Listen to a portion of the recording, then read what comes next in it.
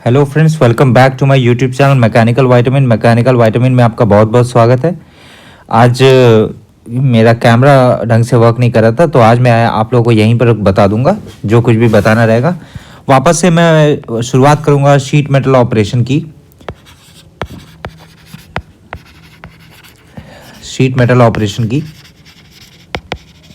आज sheet metal operation को ख़त्म कर देंगे, ठीक है। बाकी जो इसका न्यूमेरिकल वगैरह रहेगा उसको हम लोग कंटिन्यूस आगे आने वाली सीरीज़ में हम लोग उसको डिस्कस करते रहेंगे। मेक श्योर करिए कि आप टेलीग्राम ग्रुप को ज्वाइन कर लिए होंगे और साथ में थर्मोडायनेमिक्स का जो थर्ड पार्ट का जो टेस्ट था वो उसका लिंक जो रहेगा वो डिस्क्रिप्शन में भी मिल जाएगा और साथ में मैंने अपने टेलीग्राम ग्रुप पर भी डाल दिया। मेक श्योर करिए कि आप उसको भी एक बार सॉल्व करिए, ठीक है। और वीडियो को आगे बढ़ाने के पहले मैं हमेशा आप लोगों से रिक्वेस्ट करता हूँ कि make sure to like this particular video, ठीक है। शेयर करिए अपने दोस्तों के साथ। If you are new to this, subscribe. If you have any comment और if you have any doubt, make sure to comment it down. Now let's discuss the types of sheet metal operation. There is fine blanking, slitting, perforating, notching, trimming, shaving and lancing, steel rules and nibbling, and there are so many processes like that. आप इनका description वगैरह S के मंडल sir के notes में देख सकते हैं, ठीक है। उनके नोट्स में काफ़ी अच्छी तरीके से बताया गया, लेकिन मैं यहाँ पर आपको एक ब्रीफ पॉइंट ऑफ व्यू से बताने की कोशिश करूँगा ताकि आप लोगों को ज़्यादा से ज़्यादा कॉन्सेप्ट आप लोगों का क्लियर हो सके। सो फाइन ब्लैंकिंग के केस में क्या होता है कि हम लोग जो क्लियरेंस देते हैं वो क्लियरेंस बहुत कम देते हैं और साथ में क्या देते हैं, प्रेशर पैड्स देते हैं और ब्लैंक्स हैव क्लोज टॉलरेंस। ये हम लोग चाहते हैं, this is our desired effect. हम लोग चाहते हैं क्या कि ब्लैंक का टॉलरेंस जो हो वो कम हो। अगर आप यहाँ पर देख पा रहे हैं तो यहाँ पर क्या है, लेट अस सपोज ये डाई है, ऊपर से पंच आ रहा है, ठीक है। और उसके बाद हम लोग डाई में भी क्लियरेंस बहुत ज़्यादा कम दे रहे हैं, तो जो नीचे से हम लोग क्या अप्लाई करें, नीचे से हम लोग प्रेशर पैड अप्लाई करें। प्रेशर पैड अप्लाई करने की वजह से क्या होगा कि एक तो जो ब्लैंक आएगा वो जो डिजायर्ड शेप का होगा उसके काफ़ी ज़्यादा क्लोज में रहेगा। टॉलरेंस और लिमिट फिट्स एंड टॉलरेंस के चैप्टर में मैंने बताया था टॉलरेंस क्या होता है, ठीक है। Now moving on ahead, slitting क्या होता है। स्लिटिंग में क्या होता है, एक रोलर लेते हैं, वी कंसिडर वन रोलर। उस रोलर के साथ हम लोग क्या करते हैं, रोलर में हम लोग कुछ इस तरीके का एक रोलर रहता है, वो रोलर हम लोग का रोटेट करता है और साथ में क्या एक कॉम्प्लेक्स पाथ पर काटते हुए चलता है। जैसे घर पे अगर आप लोग गुजिया बनाए होंगे तो आप लोगों को पता होगा गुजिया बनाते वक्त में क्या होता है, गुजिया बनाते वक्त में हम लोग उसको एक शेप में करते हैं और कई बार उस पर रोलर वगैरह चलाते हैं जिसपे इस पे टीथ लगी होती है ऐसे करके, लेकिन वही वैसा ही कुछ करते हैं। लेकिन स्लिटिंग ऑपरेशन में क्या करेंगे, कॉम्प्लेक्स पाथ कटिंग प्रोसेस के लिए स्लिटिंग प्रोसेस यूज होता है, ठीक है। परफोरेटिंग में क्या करेंगे, परफोरेटिंग देखिए, परफोरेशन एक वर्ड आता है इंग्लिश में वर्ड आता है परफोरेशन, ठीक है। परफोरेशन मतलब क्या होता है, छोटे छोटे छेद करना, बहुत छोटे छोटे छेद करना। So small holes, multiple small holes करने के लिए और वो आपस में बहुत ज्यादा पास में रहे, that process called as perforating.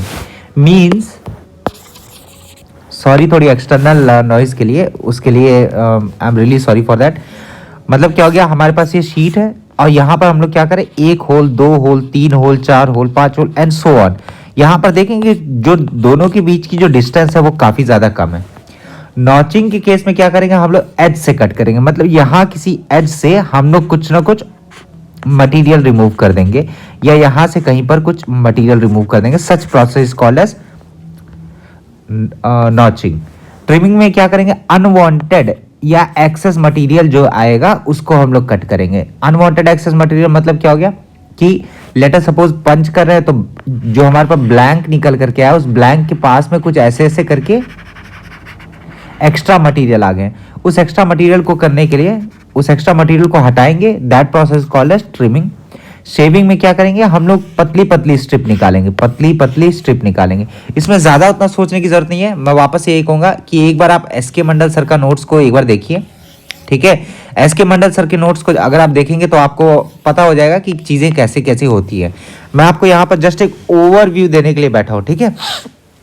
So lensing क्या होता है, लेंसिंग में एक होल को पार्शली कट करते हैं, बेंड करते हैं और यहाँ पर कोई भी मटेरियल रिमूवल नहीं होता, यहाँ पर कोई भी मटेरियल रिमूवल या मेटल रिमूवल नहीं होता।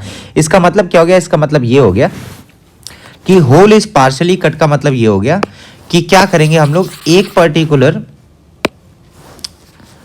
पर्टिकुलर शीट में हम लोग, ये लेट अस सपोज ये हमारी शीट है, इस शीट में हम लोग क्या करेंगे, इस शीट में हम लोग कुछ इस तरीके से ऐसे कट करेंगे बीच में, ताकि ये कुछ इस तरीके से बाहर निकल आए। ठीक है, जैसे विंडोज वगैरह में जो होते हैं, जैसे कुछ एल्युमिनियम वगैरह के प्लेट्स में भी आप लोगों ने देखा होगा, कुछ इस तरीके का बाहर उभरा हुआ पोर्शन रहता है ताकि वेंटिलेशन हो सके। ठीक है, वहां पर हम लोग लैंसिंग का यूज करते हैं। स्टील रूल्स में क्या करेंगे, स्टील रूल में हम लोग क्या करेंगे कि यहाँ पर एक स्टील, जैसे अगर हम लोग को पेपर को कट करना है, अगर हम लोग को पेपर को कट करना है और हमारे पास सीजर नहीं रहती, तो हम लोग क्या करते हैं, बीच में एक स्केल रखते हैं। इस स्केल को रख करने के बाद हम यहाँ से फोर्स अप्लाई करते हैं और पेपर को फाड़ देते हैं। वैसे ही करके हम लोग क्या करेंगे, स्टील रूल्स का यूज करेंगे ताकि स्टील स्ट्रिप को हम लोग काट सकें। ठीक है, next is nibbling. This nibbling is nothing but cutting small amount of material, cutting small amount of material. Moving on ahead, अब यहां पर सबसे इंपॉर्टेंट पोर्शन आता है इलास्टिक रिकवरी और स्प्रिंग बैक। ठीक है, जो टोटल डिफॉर्मेशन रहता है, जो टोटल डिफॉर्मेशन रहता है वो रहता है आप लोगों का elastic plus in elastic, elastic deformation plus in elastic deformation, in elastic deformation. ठीक है, तो क्या होता है कि जब मैं प्रेशर या जो भी मैं फोर्स अप्लाई कर रहा हूं उसको अगर मैं छोड़ देता हूं तो क्या होगा कि थोड़ी बहुत इलास्टिक रिकवरी हो जाएगी, थोड़ी बहुत इलास्टिक रिकवरी हो जाएगी। इसकी वजह से क्या होगा, जितना डिफॉर्मेशन होना चाहिए उससे कम डिफॉर्मेशन होगा। So the deformation is reduced, the deformation is reduced. ठीक है, this elastic recovery spring back, ये डिपेंड किस पे करेगा, यील्ड स्ट्रेंथ पे डिपेंड करेगा। किस पे डिपेंड करेगा, यील्ड स्ट्रेंथ पे। तो मतलब जितनी ज्यादा यील्ड स्ट्रेंथ होगी उतना ही ज्यादा स्प्रिंग बैक होगा। देखिए वर्ड देखिए, वर्ड देखिए क्या है, स्प्रिंग बैक। वर्ड क्या है यहां पर, spring back. What does that mean, spring back मतलब क्या हो गया, स्प्रिंग बैक मतलब स्प्रिंग की तरह वापस आ जाना। तो मतलब क्या हो गया, जैसे ही मैंने प्रेशर छोड़ा, जैसे ही मैंने फोर्स को छोड़ा, वापस से वो थोड़ा बहुत कम पर आ जाएगा, थोड़ी बहुत उसमें इलास्टिक रिकवरी हो जाएगी। अब जब इलास्टिक रिकवरी हो जाएगी उसकी वजह से डिफॉर्मेशन कम हो जाएगा, और ये जो स्प्रिंग बैक है वो किस पर डिपेंड करेगा, यील्ड स्ट्रेंथ पे डिपेंड करेगा, और ये यील्ड स्ट्रेंथ किसके प्रोपोर्शनल होगा, स्प्रिंग बैक के। So it means higher the yield strength greater will be the spring back effect. ठीक है, नाउ मूविंग ऑन अहेड, और थोड़ा आगे बढ़ते हैं। स्ट्रिपर के केस में क्या होगा, स्ट्रिपर के केस में स्ट्रिपर क्या होगा, स्ट्रिपर होता है कि ताकि जो ब्लैंक जो कट करके निकले वो पंच में चिपका हुआ ना रहे, इसके लिए हम लोग यहाँ पर एक स्ट्रिपर लगाते हैं। आप एसके मंडल सर के नोट्स में मेक श्योर करिए कि आप इसका एक बार फिगर देख लीजिए ताकि आप लोगों को और ज़्यादा क्लैरिटी हो सके। मेरा काम है यहाँ पर आप लोगों को एक गाइडेंस प्रोवाइड करना और साथ में एक कॉन्सेप्ट समझाना, बस इतना। ठीक है, आपकी भी उसमें एफर्ट चाहिए, इसीलिए मैं ये सब चीज़ें यहाँ पर आप लोगों को लिख करके बता रहा हूँ चीज़ें। ठीक है, स्ट्रिपर के केस में क्या है, this is the stripping force PS that is equal to KL into T। L is your perimeter, okay, L is your perimeter, T is your thickness, K is your stripping constant. इसकी value बहुत ज्यादा दे रखी है मंडल sir के उसमें अलग अलग material की, लेकिन आपको क्या याद रखना है, 0.0103 से 0.0241 से। जो 241 वाली वैल्यू रहेगी वो हार्ड के लिए रहेगी और कम वाली वैल्यू लो कार्बन स्टील के लिए रहेगी। देखिए यहां पर मैंने आप लोगों को क्लियर कट एक चीज बता रखी है वापस से कि मेक श्योर करिए ये वीडियो तब तक फायदेमंद नहीं रहेगा जब तक आप क्वेश्चन सॉल्व नहीं करेंगे और जब तक आप मंडल सर के नोट्स को नहीं फॉलो करेंगे। ये कंडीशन अप्लाइड है, ठीक है। सो मेक श्योर करिए कि आप प्लीज आप एक बार उनके नोट्स से भी गो थ्रू होइए और क्वेश्चंस को भी सॉल्व करिए, ठीक है। आइए अब थोड़ा आगे बढ़ते हैं, ड्राइंग के बारे में बात करते हैं। ड्राइंग मतलब क्या हो गया, जैसे घर पे अगर आप लोगों ने भगोना देखा होगा, पतीला पतीला पतीला is a operation of drawing, मतलब पतीला is a product of drawing. मतलब क्या हो गया कि हमारे पास डाई रहेगी, ठीक है, और इस डाई के ऊपर मैं एक शीट मेटल रख दूंगा, इस डाई के ऊपर मैं एक शीट मेटल रख दूंगा।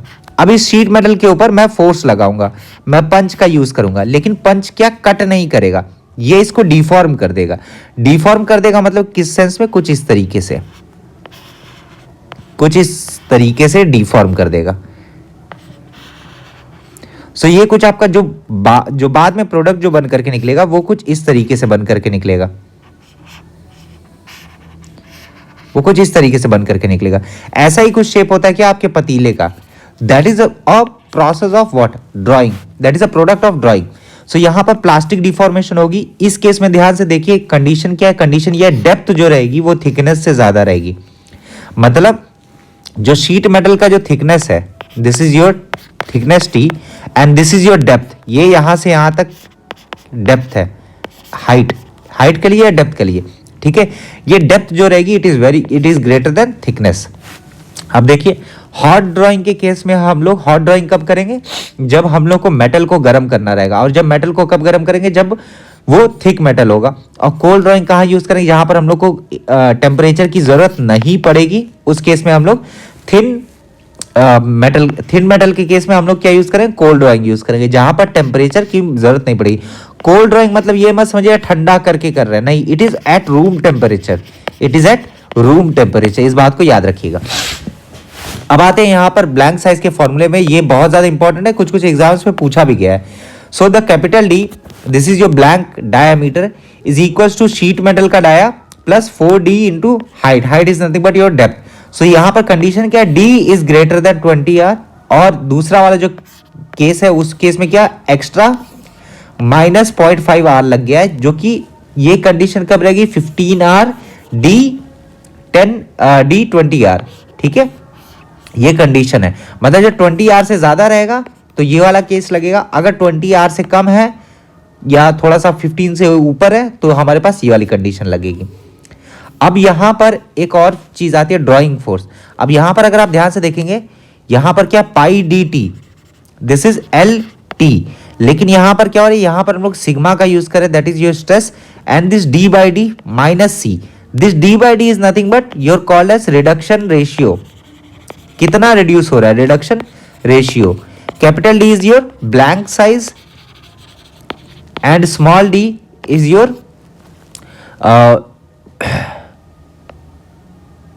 Sheet metal diameter, okay. तो अब देखिए यहां पर क्या है, यहां पर क्या है, D by D minus C, C is your clearance. Formulas याद रखिए, this is the most important, formulas याद रखिए। डेरिवेशन के पीछे अभी जाएंगे तो मैं बता रहा हूं आप लोग का टाइम बहुत ज्यादा वेस्ट होगा। अगर आप लोग कहोगे तो मैं डेरिवेशन भी कर दूंगा, लेकिन उतना आप लोगों को जानने की जरूरत है नहीं। अब आगे थोड़ा बढ़ते हैं। ड्रॉ क्लियरेंस जो है उसमें क्या करेंगे, पंच डाई ओपनिंग डाया से मैं 2.5t हटा रहा हूं, पंच डाया में मैं 2.5t ऐड कर रहा हूं, ऐसे भी कर सकते हैं।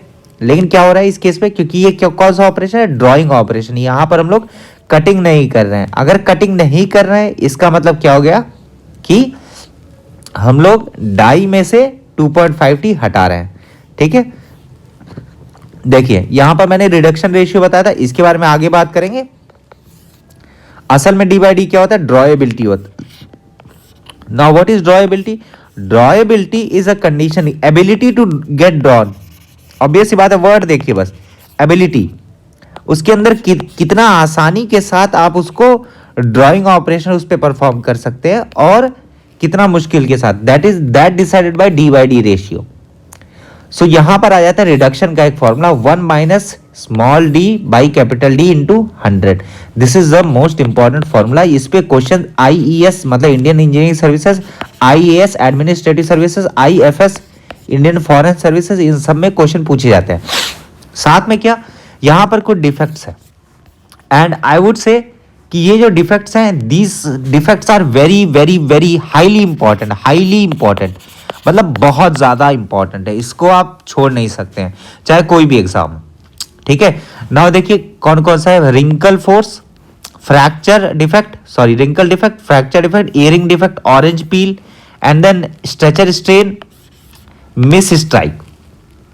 अब रिंकल कब आएगा, रिंकल तब आएगा जब, वापस से इस ड्राइंग पर आते हैं, जब यहां पर मैं यहां पर ये वाला जो हमारे पास शीट मेटल है, इस पर मैंने ढंग से इसको दबा करके नहीं रखा, इसकी वजह से क्या होगा, इसकी वजह से ये होगा, ये ऊपर की ओर उठ जाएगा।